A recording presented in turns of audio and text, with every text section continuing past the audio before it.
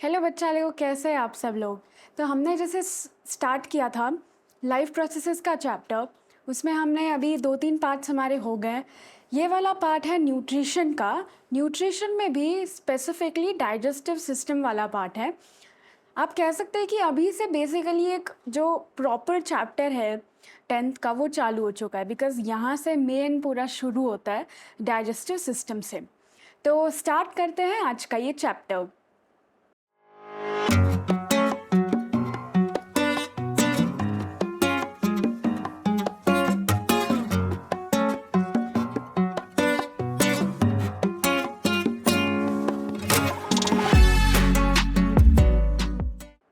तो हमने पहले जैसे न्यूट्रिशन वगैरह डिस्कस कर लिया, लाइफ प्रोसेसेस डिस्कस कर ली। अब जैसे हमें मालूम ही कि लाइफ प्रोसेसेस में एक सबसे इम्पॉर्टेंट प्रोसेस जो है वो होती है हमारी न्यूट्रिशन की। हम सारे ही लोग न्यूट्रिशन वगैरह लेते हैं, जितने भी ऑर्गेनिजम्स हैं सारे ही। और इसी के कारण न्यूट्रिशन को और डिफाइन करने के लिए सबसे पहले तो हमने मोड्स ऑफ न्यूट्रिशन देखा, और उसके बाद हम डाइजेस्टिव सिस्टम देखते हैं जो कि स्पेसिफिक न्यूट्रिशन को लेने के लिए बना रहता है सारे ही ऑर्गेनिजम्स में। पर हमारे चैप्टर में जो डाइजेस्टिव सिस्टम है वो हम सिर्फ और सिर्फ ह्यूमन बीइंग्स का देखेंगे। तो आई होप कि आपको यहाँ पे डायग्राम भी दिख रही होगी जो कि डाइजेस्टिव सिस्टम की है, और बुक में भी ये अलग से डायग्राम है। तो हमारी जो डाइजेस्टिव सिस्टम है पूरी, वो होलोजोइक न्यूट्रिशन को फॉलो करती है, जिसमें ingestion, absorption, digestion, assimilation, egestion, ये सारी प्रोसेसेस होती हैं। इसी को और भी अच्छे तरीके से करने के लिए हमारे पास डाइजेस्टिव सिस्टम करके एक पूरा सिस्टम बनाया जाता है। अब जो हमारा डाइजेस्टिव सिस्टम है ये बेसिकली ब्रेक डाउन करता है हमारे फूड को। एक इम्पॉर्टेंट बात यह है कि डाइजेशन जो है वो एक्चुअली हमारे माउथ से ही स्टार्ट होता है। काफ़ी लोगों को गलतफहमी होती है कि ये स्टमक से स्टार्ट होता है, पर नहीं, एक्चुअली ये माउथ से स्टार्ट होता है। उसके अलावा हमारा जो डाइजेस्टिव सिस्टम है ये basically it is made up of 2 parts. First is the alimentary canal, जो कि एक लॉन्ग ट्यूब होती है extended from mouth and ending to large intestine, specifically anus पे जाके ख़त्म होती है। दूसरा जो पार्ट आता है वो आता है हमारे डाइजेस्टिव ग्लैंड्स। ये कुछ ऐसे ग्लैंड्स हैं, कुछ ऐसी ऑर्गन्स हैं जो कि कुछ चीज़ें सिक्रीट करते हैं। इसका एग्जाम्पल है लिवर और पैनक्रियास। पर हम सबसे पहले एलिमेंट्री कैनाल को पूरा ख़त्म करेंगे, उसके बाद हम डाइजेस्टिव ग्लैंड्स की बात करेंगे। तो हम स्टार्ट करते हैं फर्स्ट जो है हमारे डाइजेस्टिव सिस्टम का पार्ट, माउथ से। तो माउथ को हम काफ़ी बार बकल कैविटी भी कहते हैं। माउथ जो है हम इंसानों में इंजेशन के लिए, जो होलोजोइक न्यूट्रिशन में सबसे पहला स्टेप था which is ingestion, which is taking in the food, उसके लिए भी ये पूरा बनाया हुआ एक ऑर्गन है, स्पेशलाइज्ड ऑर्गन। अब ये जो बकल कैविटी है हॉलो सी कैविटी होती है, हमारा बेसिकली माउथ ही बकल कैविटी है। अब इसके 3 मेजर पार्ट्स होते हैं। First teeth, second tongue, and तीसरा पार्ट होता है इसका सलाइवरी ग्लैंड्स। फर्स्ट पार्ट की हम बात करते हैं टीथ की। तो हमारे जो दांत होते हैं वो 32 होते हैं एडल्ट्स में। एक्चुअली देखा जाए तो 28 वगैरह के अराउंड होते हैं, क्योंकि बाकी जो 4 है वो विजडम टूथ होते हैं, वो आए तो भी ठीक है, नहीं आए तो भी ठीक है, इट्स फाइन। बट वैसे अडल्ट में 32 टीथ होते हैं। टीथ का मेजर काम है कि डाइजेशन में जो फिजिकल पार्ट था, जो कि च्यूइंग एंड ग्राइंडिंग वाला पार्ट था, वो हमारे दांत कर सकते हैं, वो हमारी टीथ परफॉर्म कर सकती है। उसके अलावा हमारे जो टीथ हैं वो और 4 टाइप्स के टीथ हैं। आगे के 4 दांत वो होते हैं इंसिजर्स, जो कि सिर्फ काटने का काम करते हैं। साइड के जो दांत हैं वो होते हैं कैनाइन, जो कि नॉनवेज या मीट ईट करने में हेल्प करते हैं। उसके बाद आते हैं प्री मोलर्स, जो कि बेसिकली चबाने में हेल्प करते हैं। एंड में जाके आते हैं जो थोड़े मोटे से दांत हैं, वो होते हैं मोलर्स, जो कि सिर्फ और सिर्फ ग्राइंडिंग का काम करते हैं और हमें चबाने में हेल्प करते हैं। उसके अलावा आप ये भी देखोगे कि डेंटल केयर बहुत ज़्यादा इंपॉर्टेंट होती है, क्योंकि काफ़ी बार हम खाते वगैरह हैं और अगर हम अच्छे से ध्यान ना रखें अपने दांतों के तो एक येलो सी परत जम जाती है, एक येलो सी लेयर जम जाती है हमारे दांतों के आगे। उसी को हम एक्चुअली जमने नहीं देते, बिकॉज वो प्लेग जैसी बैक्टीरिया वगैरह आके प्लेग जैसी कंडीशन कर सकते हैं। इसलिए हम टूथपेस्ट वगैरह का यूज़ करते हैं, हम ब्रश करते हैं ताकि वो सब लेयर ना हो। उसके अलावा टीथ के और 3 उसके अंदर के पार्ट्स हैं। फर्स्ट आता है एनिमल, जो कि इसके ऊपर का जो पूरा हम वाइट पोर्शन देखते हैं ये एनिमल होता है। सेकंड उसके अंदर आता है पल्प कैविटी, एक छोटी सी एक पल्प कैविटी होती है दांतों के अंदर और फिर बाद में डेंटाइन आ जाता है। तो ये 3 पार्ट्स भी होते हैं जो हमारे टीथ के होते हैं। इसके अलावा अगर हम देखें तो माउथ में टीथ के बाद आता है टंग। टंग भी बहुत इंपॉर्टेंट पार्ट है। टंग बेसिकली हमारी एक मसल है जिसको हम मूव कर सकते हैं। टंग में ऑब्वियस है टेस्ट बड्स होते हैं, हम सबने ही पहले के क्लासेस में पढ़ा है। तो टंग में टेस्ट बड्स होते हैं जो कि हमें बहुत इंटरेस्टिंग जो हमारे फूड है उनको हमें टेस्ट कराने में हेल्प करते हैं। उसके अलावा टंग का एक और मेजर काम ये है डाइजेशन में कि जब हम चबाते हैं तो खाने को लेफ़्ट टू राइट या राइट टू लेफ़्ट खाने को मूव करने का काम भी टंग करती है, इसलिए इट्स वेरी इंपॉर्टेंट। उसके अलावा लास्ट पार्ट जो है माउथ में वो आता है सलाइवरी ग्लैंड्स का। सलाइवरी ग्लैंड्स बेसिकली टंग के थोड़े नीचे एंड ऊपर के साइड में रहते हैं। तो ग्लैंड्स कहीं पे भी अगर आते हैं ना तो इसका मतलब होता है कि वो कुछ ना कुछ सिक्रीट कर रहे हैं, कुछ ना कुछ रिलीज कर रहे हैं, उसी का मतलब होता है ग्लैंड्स। अब जो सलाइवरी ग्लैंड्स है वो बेसिकली सलाइवा रिलीज करते हैं। जैसे ही हम कभी हमारे खाने के बारे में सोचते हैं, अगर हमारे सामने कोई खाना रख दो तो हम अब बोलते नहीं है कि हमारा खाना हमारा माउथ जो है वाटर हो गया, मतलब वाटर्स आ रहे हैं। बेसिकली जो होता है हमारी ये बॉडी की मैकेनिज्म है कि जैसे हम खाने के बारे में सोचते हैं, हमारा फेवरेट खाना रखा रहता है आगे, तो हमारी बॉडी ऑटोमेटिकली सलाइवा ज़्यादा रिलीज करती है। सलाइवा डाइजेशन में हेल्प करता है, इसीलिए जो हमारा डाइजेशन है वो बेसिकली माउथ से ही स्टार्ट होता है, बिकॉज सलाइवा के कारण डाइजेशन स्टार्ट होता है। अब सलाइवा में ऐसा क्या रहता है जो कि डाइजेशन में हेल्प करता है?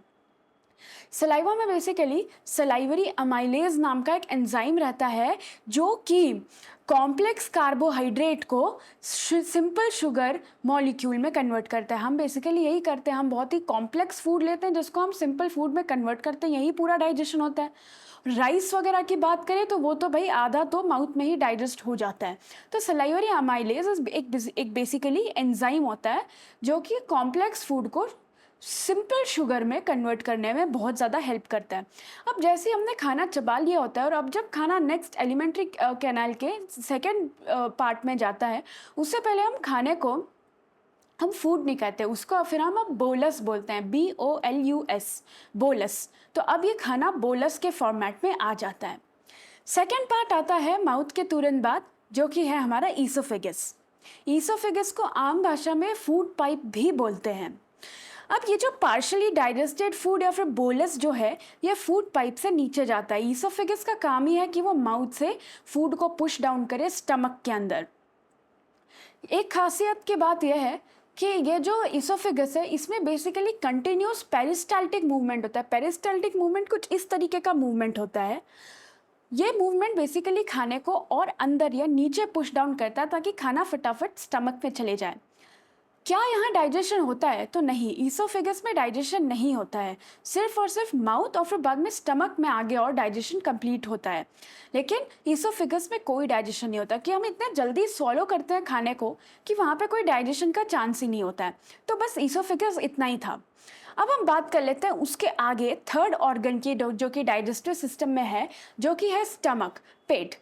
पेट के बारे में सबको ही मालूम है। हम जब भी कहते हैं कि खाना भर पेट खाना तो हम सबको विजुलाइज हो जाता है कि हाँ भाई हमारे पेट में खाना जा रहा है, तो इसलिए बहुत ज़्यादा इंपॉर्टेंट है। स्टमक बेसिकली अब जो हमारे माउथ से खाना आया है बोलस वो डायरेक्टली ईसोफेगस के थ्रू स्टमक में चले जाता है। स्टमक हमारे एब्डोमेन में प्रेजेंट रहता है। स्टमक एक बैग लाइक स्ट्रक्चर है जो कि जे शेप का होता है। स्टमक वैसे तो देखा जाए तो इसकी जो विड्थ है अराउंड 10 सेंटीमीटर वगैरह के अराउंड रहता है, बट वो इलास्टिक भी होता है, तो ज़्यादा अगर हम खाते हैं तो वो थोड़ा बढ़ भी सकता है। उसके अलावा अब जो पेरिस्टाल्टिक मूवमेंट है ये सिर्फ और सिर्फ ईसोफेगस में ही नहीं होती है, ये एक्चुअली स्टमक में भी होती है। तो स्टमक भी कंटिन्यूसली इस तरीके से कॉन्ट्रैक्ट या फिर डायलेट होता ही रहता है। उसके अलावा अब स्टमक और क्यों इम्पॉर्टेंट है, क्योंकि इसमें कुछ इतने इम्पॉर्टेंट ग्लैंड्स हैं जो कि कोई ऐसी चीज़ें सिक्रीट करती हैं जो कि हमारे बॉडी में डाइजेशन प्रोसेस को बहुत फास्ट कर देते हैं। ये बेसिकली किताब में है नहीं, लेकिन आप लोगों को एग्जाम में आ सकता है, इवन आपका जो नॉलेज भी है वो भी बढ़ेगा। तो हम ये थोड़े और डिटेल में देख लेते हैं, और हाँ ये 10th में आने के भी चांसेस हैं, तो इसको थोड़ा अच्छे से समझ लेते हैं। हमारे स्टमक में हम मेजर 4 ग्लैंड्स होती हैं। First gland, second gland, third gland and fourth gland. First gland जो है वो बेसिकली डाइल्यूट हाइड्रोक्लोरिक एसिड जो है वो सिक्रीट करती है, ताकि अगर हमारे खाने के साथ कोई बैक्टीरिया, कल को कोई वायरस वगैरह गलती से अगर घुस भी गए तो हाई एसिडिक मीडियम के कारण वो ऑटोमेटिकली जल के राख हो जाएंगे, ख़त्म हो जाएंगे।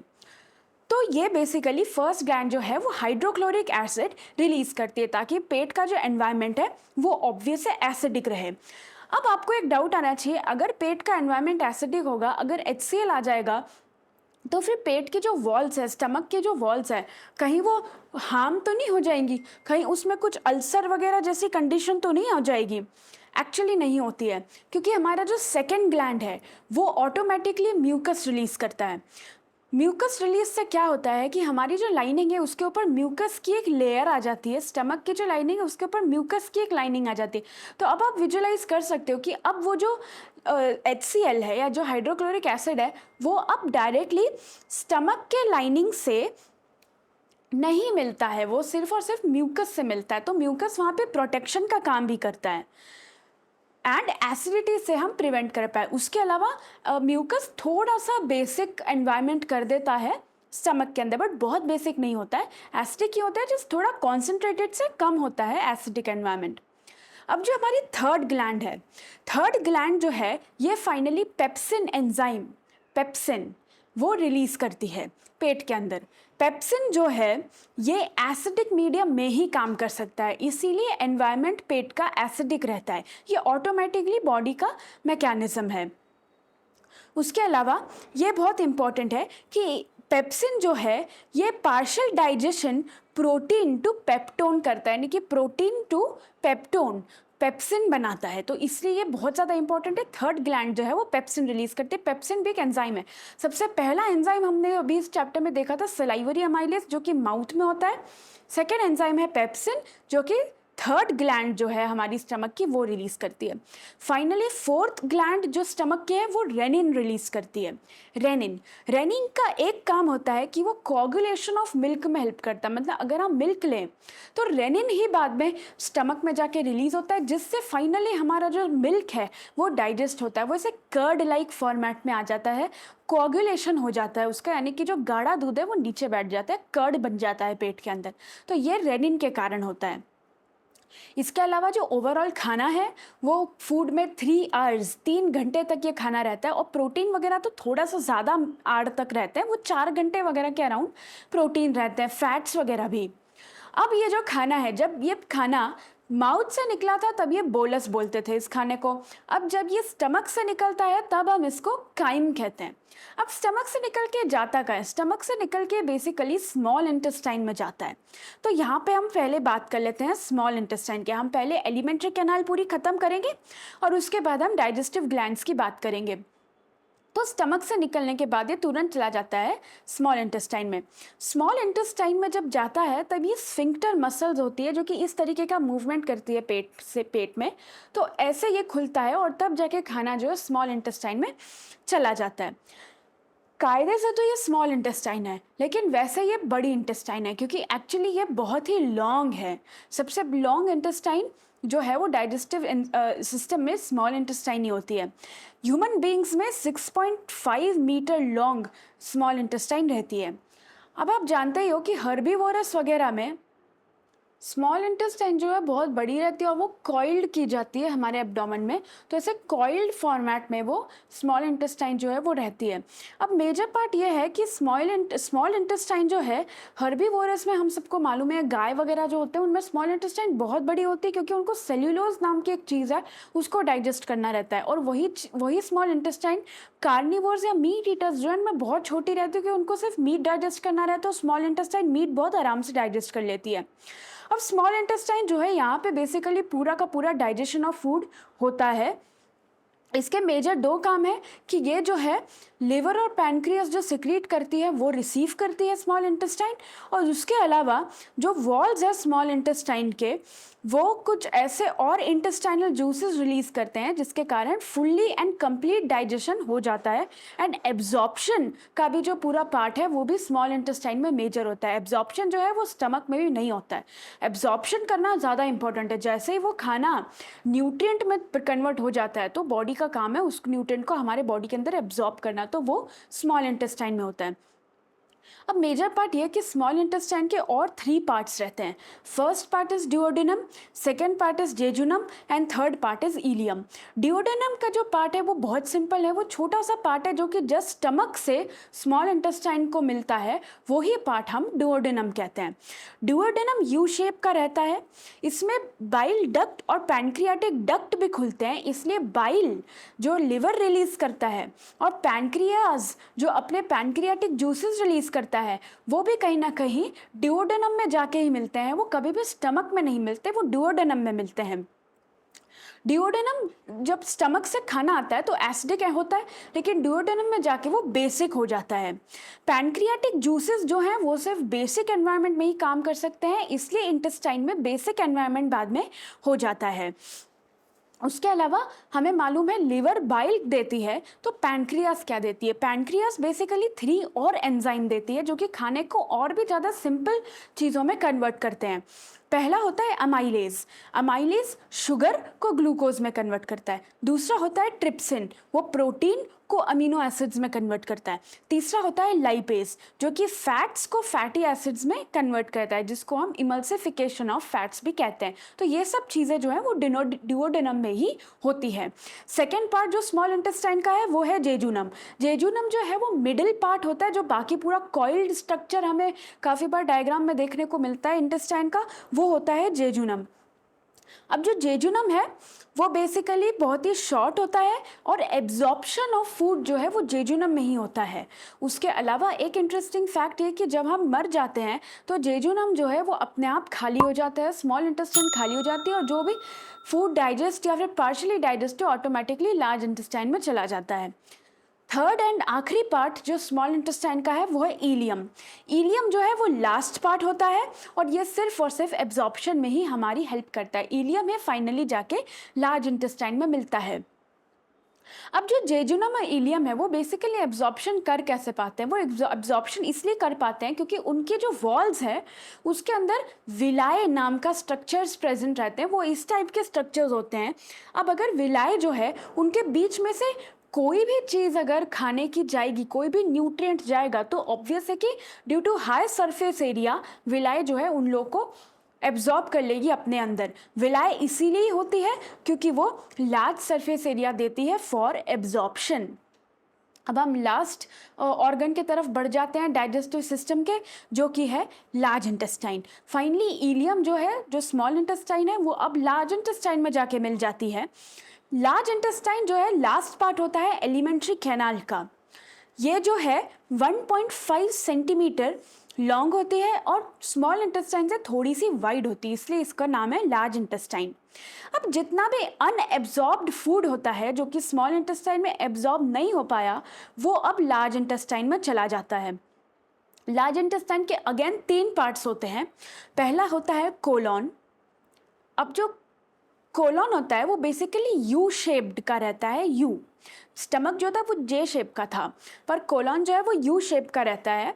जितना भी पानी वगैरह होता है खाने से वो फाइनली कोलॉन जो है वो एब्जॉर्ब कर लेता है। Second part of large intestine is caecum, जो कि बेसिकली एक वेस्टिजियल ऑर्गन है। इसको काफ़ी बार हम अपेंडिक्स भी कहते हैं, तो इसका ज़्यादा कोई रोल वगैरह है नहीं। तीसरा फाइनल पार्ट आता है हमारा रेक्टम। अब जो रेक्टम है ये बेसिकली एक टर्मिनल पार्ट है। जितना भी हमारा अनडाइजेस्टेड फूड है जिसको हमें निकालना है वो रेक्टम में जाके स्टोर हो जाता है और बाद में हम एनस के थ्रू फूड को बाहर निकाल देते हैं और इस प्रोसेस को हम इजेशन कहते हैं होलोजोइक न्यूट्रिशन में। तो अगेन जितना भी खाना है वो जो अनडाइजेस्टेड है वो सारा का सारा रेक्टम में स्टोर होकर एनस से निकल जाता है, इसलिए ये जो है ये last part of alimentary canal है। अब हमने एलिमेंट्री कैनाल तो देख लिया, लेकिन कुछ चीज़ रह गई थी हमारी, जो कि थी डाइजेस्टिव ग्लैंड्स। डाइजेस्टिव ग्लैंड्स में जैसे मैंने कहा था कि इसमें सिर्फ लिवर और पैनक्रियाज आते हैं, तो हम इसकी बात कर लेते हैं। ये हमारा रह गया था क्योंकि मैं ग्लैंड्स हमेशा एंड में कराती हूँ। अब जो डाइजेस्टिव ग्लैंड्स है इसमें सबसे पहला आता है लिवर। लिवर जो है वो स्टमक के साइड में रहता है। ये लार्जेस्ट ग्लैंड होती है ह्यूमन बींग्स में। ये एक्सोक्राइन और एंडोक्राइन दोनों ही हैं। एक्सोक्राइन मतलब वो एक्सोक्राइन ऐसी ग्लैंड्स होती हैं जो कि अपना जो केमिकल्स हैं वो ब्लड स्ट्रीम के बाहर ऑर्गन वगैरह के बीचों बीच वो फेंकती है हमारे केमिकल्स। लेकिन एंडोक्राइन ग्लैंड सिर्फ और सिर्फ ब्लड स्ट्रीम में ही जब हॉर्मोन्स को डालती है या रिलीज करती है तब उसको एंडोक्राइन कहते हैं। एक्सोक्राइन ब्लड स्ट्रीम के बाहर, एंडोक्राइन ब्लड स्ट्रीम के अंदर जो भी केमिकल रिलीज करती है उसको हम एंडोक्राइन या एक्सोक्राइन ग्लैंड्स कहते हैं। लेकिन जो लिवर है वो एक्सोक्राइन एंडोक्राइन दोनों ही काम करती है। मतलब लिवर जो भी चीज़ें फेंकती है, जो भी चीज़ रिलीज करती है वो ब्लड स्ट्रीम के बाहर भी करती है और ब्लड स्ट्रीम के अंदर भी करती है। पहली चीज़ जो ये देती है वो होती है bile juice. Bile basically, bile बहुत ज़्यादा इंपॉर्टेंट होता है। बेसिकली ये एक येलो कलर का जूस होता है। एक चीज़ आपने नोटिस की होगी, हम जब वॉशरूम जाते हैं और हम जब यूरिन पास करते हैं तो आपने यूरिन का कलर येलो देखा होगा। वो बेसिकली येलो कलर क्यों? वो येलो कलर बाइल के कारण है जो कि लिवर प्रोड्यूस करती है। अब आपको यहाँ पे जान के ये चीज़ मालूम चलेगी कि जो बाइल है वो बेसिकली बाइल जो लिवर प्रोड्यूस करती है वो किसी भी चीज़ का कलर जो है वो येलो करती है, क्योंकि बाइल का कलर खुद येलो है। उसके अलावा ये गॉल ब्लैडर में जाके स्टोर हो जाती है। अब बाइल का फंक्शन क्या है? बाइल के दो फंक्शंस हैं। सबसे पहले ये जो है ये वो अपने मीडियम को एल्कलाइन कर देती है, जो उसकी एसिडिक मीडियम था उसको एल्कलाइन कर देती है जो स्टमक से आता था। और उसके बाद emulsification of fats and lipids, यानी कि ब्रेक डाउन ऑफ फैट्स, यानी कि फैट्स को तोड़ना। फैट को तोड़ना सबसे बहुत ही मुश्किल और बहुत ही मेहनती काम है बॉडी के लिए, और वो बॉडी इसलिए बाइल से करवाती है जो कि फैट वगैरह को तोड़ता है छोटे छोटे मॉलिक्यूल में जो कि फैटी एसिड्स है। इसके ऊपर हमने जो देखा था, हमने जो स्मॉल इंटेस्टाइन में देखा था कि यहाँ पे जो पैनक्रियाटिक जूसेस है उसमें जो लाइपेज है वो भी फैट्स को स्मॉल पार्टिकल्स जो कि फैटी एसिड्स है उसमें बांट देती है, ब्रेक डाउन कर देती है। और यहाँ पे बाइल भी सेम काम करता है। उसके अलावा जो बाइल है वो यूरिन वगैरह को जो उसका कलर है येलो कलर वो भी बाइल ही देता है। तो यहाँ पे हो गया था फर्स्ट हमारी ग्लैंड के बारे में बात जो कि थी लिवर। सेकंड, हमारी सेकंड लार्जेस्ट ग्लैंड होती है पैनक्रियाज। पैनक्रियाज अब स्टमक के इस साइड में प्रेजेंट रहती है, स्टमक वाले इस साइड में, ये पत्ते जैसे शेप की रहती है। तो पैनक्रियाज जो है वो बेसिकली उसके अलावा और 3 एंजाइम्स वो सिक्रीट करती है हमारे ड्यूओडेनम में। एक्चुअली हमने ये स्मॉल इंटेस्टाइन में देख लिया था क्योंकि वो फाइनली स्मॉल इंटेस्टाइन में ही सिक्रीट करती है, क्योंकि वो जो डक्ट है वो स्मॉल इंटेस्टाइन में खुलता है, जो कि है, फिर भी मैं रिपीट करती हूँ, जो कि है amylase, trypsin and lipase. Amylase जो है वो कॉम्प्लेक्स शुगर को सिंपल ग्लूकोज में कन्वर्ट करता है। ट्रिप्सिन जो है वो प्रोटीन्स को अमीनो एसिड्स में कन्वर्ट करता है। एंड फाइनली लाइपेज जो है वो हमारे फैट्स को फैटी एसिड्स में कन्वर्ट करता है। तो यहीं तक था बेसिकली हमारे डाइजेस्टिव सिस्टम। हमने एलिमेंट्री कैनाल के सारी पार्ट्स देख लिए, सारे ऑर्गन्स देख लिए, फिर हमने बाद में फाइनली डाइजेस्टिव ग्लैंड्स की बात की जिसमें लिवर एंड पैनक्रियास। बस इतना ही था आपको जिसके बारे में हमने वो भी बात कर ली है। तो आई होप कि आपको ये समझ आ गया होगा पूरा डाइजेस्टिव सिस्टम, क्योंकि क्या काफ़ी इंपॉर्टेंट है एंड थोड़े से डिटेल में है। आई नो कि थोड़ा ओवरवेलमिंग हो जाता होगा बहुत सारे एंजाइम्स एक साथ याद करना, लेकिन इजी जाएगा। नहीं समझा तो वीडियो एक और बार देखिए, पॉज करके आप नोट्स भी बना सकते हैं, तो वो सब भी आपको समझ आ जाए कि मैंने काफ़ी डिटेल में भी पढ़ा है। तो आप ये जो पीपीटी के नोट्स आराम से वो लिख भी सकते हैं। उसके अलावा कोई भी आपको डाउट हो तो कमेंट सेक्शन यूज़ कीजिए, पूछिए कोई भी डाउट, कहीं के कोई भी टॉपिक से हम ज़रूर रिप्लाई देंगे। एंड जैसे मैं हमेशा कहती हूँ, keep study, keep learning, happy study and happy learning.